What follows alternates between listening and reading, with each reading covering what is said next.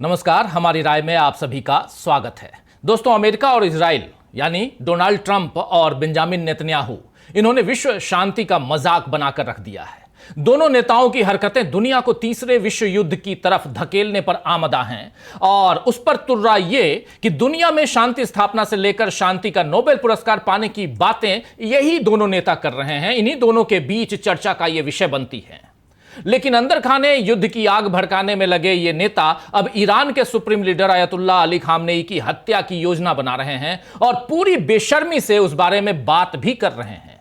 अभी फिर इजराइल के रक्षा मंत्री काट्ज ने कहा है कि उनकी खुफिया एजेंसी यानी मोसाद खामनेई को मारने की योजना पर काम कर रही है। दुनिया में 20वीं और 21वीं सदी के कई लड़ाइयां जो हैं हमने देखी हैं, लेकिन याद नहीं पड़ता कि किसी देश ने दूसरे देश के नेता को मारने के इरादे इस तरह सरेआम जाहिर किए हों और उसके बाद विश्व शांति के दावे भी किए गए हों।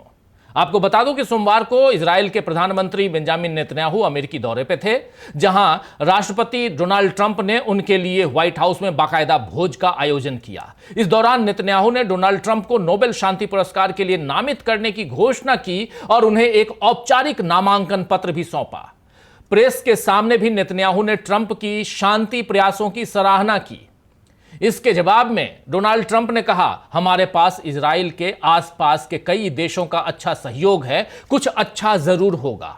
पता नहीं ट्रंप और नेतन्याहू के कुछ अच्छा होने की परिभाषा क्या है दोस्तों, क्योंकि इस समय तो इन दोनों ने दुनिया को बड़ी जंग में झोंक दिया है। दूसरे विश्व युद्ध के बाद दुनिया में संघर्षों को रोकने के लिए बना संयुक्त राष्ट्र संघ अमेरिका और इजराइल की युद्ध पिपासा के आगे बार बार अनुपयोगी दिख रहा है। अमेरिका पहले भी इराक, अफगानिस्तान समेत तीसरी दुनिया के कई देशों में अपनी घुसपैठ से तबाही मचा चुका है और अब उसके बढ़ावे पर इजराइल यही काम कर रहा है। फलस्तीन को इजराइल ने पूरी तरह तबाह कर दिया है और उसके बाद ईरान के साथ भी यही करने का मकसद था। हालांकि ईरान की अपनी तैयारियों और उसके साथ साथ रूस और चीन जैसे देशों का साथ मिलने से अमेरिका और इजराइल के मंसूबे कामयाब नहीं हुए। 12 दिनों के इस युद्ध के बाद इजराइल का हाल ऐसा ही है कि रस्सी जल गई लेकिन बल नहीं गए।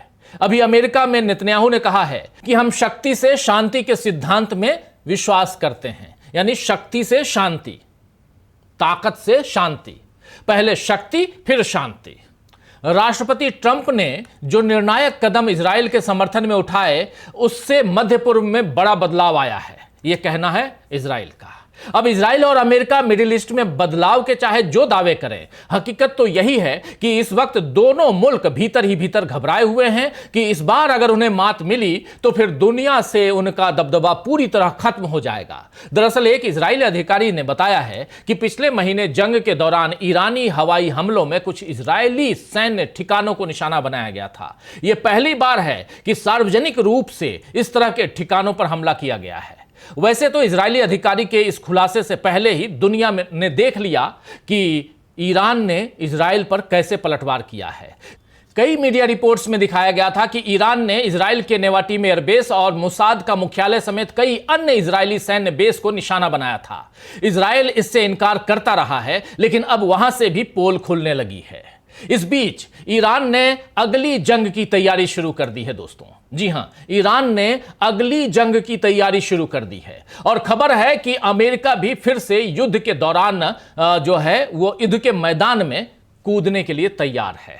अमेरिका ने कई कार्गो प्लेन इजराइल की तरफ भेजे हैं ताकि जंग छिड़े तो इजराइल के पास सैन्य साजो सामान रहे। उधर ईरान भी इस बार अकेला नहीं है, उसके सहयोगियों ने भी उसकी ताकत बढ़ाने में मदद करनी शुरू कर दी है। चीन ने सतह से हवा में मार करने वाली मिसाइल बैटरियों की डिलीवरी ईरान को की है। पिछले महीने 12 दिनों के युद्ध में ईरान ने हजारों मिसाइलें इजराइल पर दागी हैं, जिसकी वजह से उसके भंडार में काफी कमी आई है। ऐसे में चीन की तरफ से दी गई मिसाइल बैटरियों से ईरान को अपना भंडार बढ़ाने में काफी मदद मिल सकती है। हालांकि यह जानकारी नहीं दी गई है कि चीन से कितनी बैटरियां ईरान को मिली हैं। मेहर न्यूज के मुताबिक ईरान इन बैटरियों के बदले तेल की खेपें चीन तक पहुंचा रहा है। आपको बता दूं कि चीन ईरानी तेल का सबसे बड़ा आयातक देश है। मई में आई एक अमेरिकी रिपोर्ट में खुलासा हुआ था कि ईरान का लगभग 90% कच्चा तेल और कंडेंसेट निर्यात जो है वो बीजिंग को होता है, जबकि अमेरिका ने ईरान पर कई तरह से प्रतिबंध लगाकर उसके तेल निर्यात को रोकने की कोशिश की है। फिर भी चीन कई सालों से अमेरिकी प्रतिबंधों के बावजूद रिकॉर्ड मात्रा में ईरानी तेल का आयात करता है। इसके लिए रेल मार्ग का इस्तेमाल भी हो रहा है। चीन ने कच्चे तेल के स्रोत को छिपाने के लिए मलेशिया जैसे देशों को ट्रांसशिपमेंट केंद्र के रूप में इस्तेमाल किया है। तो चीन से मिल रही मदद के बाद ईरान अपनी शक्ति को नए सिरे से जुटा रहा है और साथ ही अपने सहयोगियों का दायरा भी बढ़ा रहा है। जिस वक्त नेतन्याहू अमेरिका में थे, ईरान के विदेश मंत्री ठीक उसी वक्त अब्बास अरागची सऊदी अरब में थे। मंगलवार को सऊदी अरब के क्राउन प्रिंस मोहम्मद बिन सलमान ने जेद्दा में ईरानी विदेश मंत्री अब्बास अरागची से मुलाकात की। जब ट्रंप और नेतन्याहू ईरान और गजा का भविष्य तय करने में लगे थे, तभी सऊदी के जेद्दा शहर में इन क्षेत्रों की स्थितियों पर चर्चा चल रही थी। गौरतलब है कि इजराइल के साथ युद्ध के बाद खाड़ी देशों में किसी शीर्ष ईरानी अधिकारी की यह पहली यात्रा है। इस यात्रा को इसीलिए भी महत्वपूर्ण माना जा रहा है क्योंकि सऊदी अरब मिडिल ईस्ट में अमेरिका का बड़ा सहयोगी देश माना जाता है। लेकिन अब ईरान के साथ सऊदी अरब की नजदीकी बता रही है कि अमेरिका की पकड़ यहां भी छूट रही है। इजराइल के साथ युद्ध और अमेरिकी हमलों के बाद यह यात्रा दिखाती है कि इन घटनाओं ने सऊदी और ईरान के बीच दूरी पैदा नहीं की है। ईरानी विदेश मंत्रालय के प्रवक्ता इस्माइल बाघेई ने कहा है कि मंगलवार को प्रिंस मोहम्मद और अन्य सऊदी अधिकारियों के साथ अरागची की बातचीत फलदायी रही है। वहीं सऊदी अरब की आधिकारिक समाचार एजेंसी एसपीए ने बताया है कि अरागची और प्रिंस मोहम्मद ने द्विपक्षीय संबंधों की समीक्षा की और नवीनतम क्षेत्रीय घटनाक्रमों और उस संबंध में किए जा रहे प्रयासों पर चर्चा की है। एसपीए ने कहा कि क्राउन प्रिंस ने उम्मीद जताई कि युद्ध विराम समझौता क्षेत्र में सुरक्षा और स्थिरता लाएगा। साथ ही बताया कि अरागची ने इजरायली आक्रमण की निंदा करने के लिए राज्य के प्रति आभार व्यक्त किया है। इस मुलाकात से मिडिल ईस्ट में नए सियासी और कूटनीतिक समीकरण बन रहे हैं। लेकिन इस बीच नेतन्याहू और ट्रंप ने मिडिल ईस्ट में शांति लाने के लिए एक खतरनाक योजना बनाई है जो तीसरे विश्व युद्ध को भड़का सकती है। दोस्तों, यह योजना अयातुल्लाह अली खामनेई की हत्या की है। इजराइल के रक्षा मंत्री काट्ज ने एक टीवी इंटरव्यू में एक बार फिर बताया है कि इजराइल की खुफिया एजेंसियां ईरान में जो उसके सुप्रीम लीडर अयातुल्लाह खामनेई हैं, उनकी हत्या की योजना पर काम कर रही हैं। काट्ज ने एक टीवी चैनल को इंटरव्यू के दौरान साफ साफ कहा है कि उन्होंने ईरान के सर्वोच्च नेता अयातुल्लाह अली खामनेई की हत्या की योजना बनाई थी, लेकिन खामनेई जिंदा हैं क्योंकि इजराइल की खुफिया एजेंसियों को उन्हें मारने का मौका नहीं मिला। काट्ज ने साफ किया है कि सीज फायर से पहले या सीज फायर के बाद जब भी मौका मिलेगा हम खामनेई को मार देंगे। काट्ज ने इतना तक कहा कि इस आदमी को मारने का हम दशकों से इंतजार कर रहे हैं। तो इजराइल के इस बयान से एक बार फिर मध्य पूर्व में यानी मिडिल ईस्ट में आग फैलने का खतरा बढ़ गया है। आग क्या चीज की? आग युद्ध की।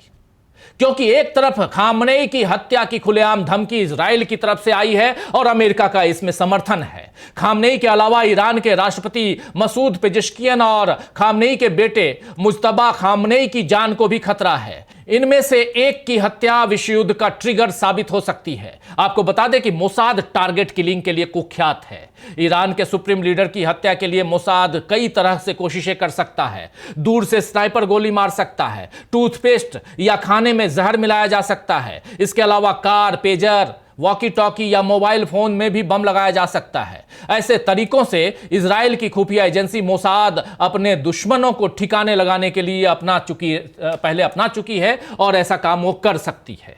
तो एक तरफ ईरानी नेताओं को मारने की धमकी है, तो वहीं दूसरी तरफ ईरान के मौलवियों ने ट्रंप और नेतन्याहू के खिलाफ जानलेवा फतवा दिया है। यानी इजराइल और ईरान और अमेरिका तीनों देशों ने अपने अपने दुश्मनों को सजाए मौत देने की धमकी दी है।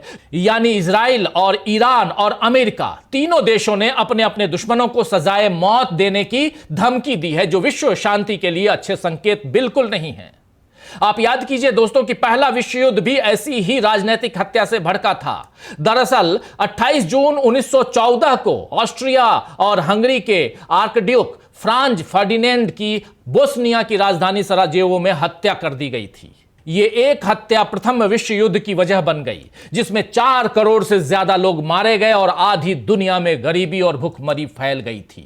इसके बाद राष्ट्र संघ की स्थापना हुई ताकि दुनिया में फिर युद्ध न भड़के, लेकिन हिटलर के नस्लवादी सिद्धांतों और अपना साम्राज्य बढ़ाने की सनक ने दुनिया में दूसरा विश्व युद्ध भड़काया और इसमें अमेरिका के परमाणु बम के इस्तेमाल ने मानवता का ऐसा नुकसान किया जिसकी भरपाई अभी तक संभव नहीं है। तब यहूदी पीड़ित कौम थी और अमेरिका भी तानाशाही के खिलाफ था। लेकिन अब समय का पहिया ऐसा घूमा है, ऐसा उल्टा घूमा है कि यहूदी कौम वाला इजराइल वही जुल्म करना चाहता है जो पहले उस पर हुए सेकेंड वर्ल्ड वॉर के समय, और अमेरिका की साम्राज्यवाद की सनक दुनिया में युद्ध भड़का रही है। ईरान पर इजराइल के हमले और अमेरिका के इसमें कूदने के बाद अब ईरान के supreme leader Ayatollah Ali Khamenei, Iran के राष्ट्रपति मसूद पेजेश्कियन, खामनेई का बेटा मुजतबा खामनेई, ईरान के सीडीएस अब्दुल रहीम मुसावी, खामनेई के सलाहकार अली शमखानी, इन सब पर तो हत्या का खतरा मंडरा ही रहा है। इसमें बेंजामिन नेतन्याहू और डोनाल्ड ट्रंप की जान भी खतरे में आ गई है। इतनी तबाही और भविष्य के खतरों को देखकर भी इजराइल के सुर बदल नहीं रहे हैं। इजरायली प्रधानमंत्री बेंजामिन नेतन्याहू ने अमेरिकी राष्ट्रपति डोनाल्ड ट्रंप से कहा है कि ईरान पर हमले का यही सही समय है ताकि वो अपनी ताकत ना जुटा सके। इजराइल चाहता है कि ईरान को पूरी तरह पस्त किया जाए, क्योंकि उसका मकसद परमाणु कार्यक्रम को रोकना नहीं बल्कि दुनिया में सत्ता परिवर्तन है। हालांकि नेतन्याहू जानते हैं कि इसके लिए उन्हें व्हाइट हाउस से कम हरी झंडी की जरूरत है, मगर ट्रंप के अलग मकसद दिख रहे हैं। ट्रंप ईरान में कूटनीतिक जीत हासिल कर यह साबित करना चाहते हैं कि अमेरिका का दबदबा अब भी दुनिया में है और वो सही अर्थों में शांति दूत रहे। दूसरी तरफ ट्रंप ने अपना चुनाव प्रचार भी इसी तरह किया था, आप याद कीजिए। हालांकि उन्हें अंदाजा नहीं रहा होगा कि इजराइल की मदद करते हुए वो खुद युद्ध का हिस्सा बन जाएंगे, लेकिन ट्रंप अब भी गेम खेल रहे हैं। एक तरफ ईरान पर नई जंग के लिए ट्रंप तैयार हो सकते हैं, तो दूसरी तरफ सोमवार को ट्रंप ने कहा है कि वो किसी समय ईरान पर प्रतिबंध हटाना चाहेंगे। इधर ईरानी राष्ट्रपति मसूद पेजेश्कियन ने भी सोमवार को कहा है कि सर्वोच्च नेता अयतुल्लाह अली खामनेई का मानना है कि अमेरिकी निवेशक अपनी गतिविधियों में किसी भी बाधा के बिना ईरान आ सकते हैं। यानी इन बयानों से साफ जाहिर होता है कि ट्रंप ईरान पर हमले की बात करते करते इजराइल के साथ खेल कर सकते हैं। नेतन्याहू तो अपना मकसद साधने के लिए ट्रंप को नोबेल पुरस्कार दिलाने की पैरवी भी कर रहे हैं, लेकिन अगर ट्रंप ने नेतन्याहू के साथ कोई धोखा किया तब किस तरह के कूटनीतिक और सियासी समीकरण बनेंगे? क्या इजराइल नेतन्याहू की सनक में बर्बाद हो जाएगा या आबाद होगा? ये देखना होगा। तो दोस्तों, आज हमारी राय में बस इतना ही। फिर मिलेंगे कुछ और हमारी राय के साथ। तब तक देखते रहिए डीबी लाइव। नमस्कार।